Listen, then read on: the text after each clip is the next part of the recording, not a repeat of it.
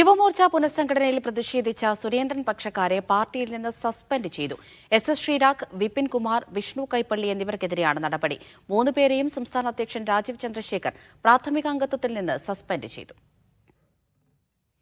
വിജയൻ വായാന്തോട് വിവരങ്ങൾ നൽകാനായി ചേരുന്നുണ്ട്. വിജയൻ, എന്താണ് അവർക്കിടയിൽ നടക്കുന്നത്? അമൃത, യുവമോർച്ച OBC മോർച്ച പുനഃസംഘടനയുമായി ബന്ധപ്പെട്ട് വലിയ തരത്തിലുള്ള അതിർത്തിയും ഒപ്പം തന്നെ പ്രതിഷേധവും ഒക്കെയാണ് നിലവിൽ BJPയിലും ഈ സംഘടനകളിലും നടന്നുകൊണ്ടിരിക്കുന്നത്.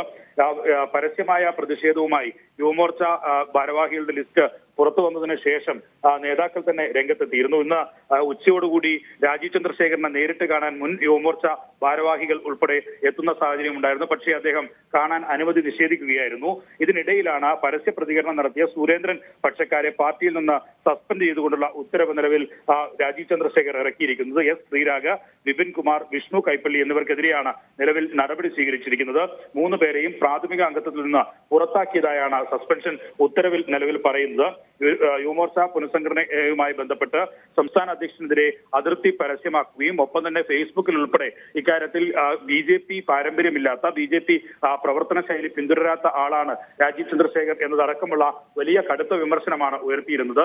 സാധാരണ പ്രവർത്തകരെ, അടിത്തട്ടിൽ നിന്ന് വന്ന പ്രവർത്തകരെ ആരെയും പരിഗണിക്കാതെ സ്വന്തം താല്പര്യത്തിനും ഒപ്പം തന്നെ എസ് സുരേഷിന്റെ താല്പര്യത്തിനും വേണ്ടി മാത്രം ഭാരവാഹികളാക്കി മാറ്റി എന്നതുൾപ്പെടെയുള്ള കടുത്ത വിമർശനമായിരുന്നു ഇവർ ഉന്നയിച്ചത്.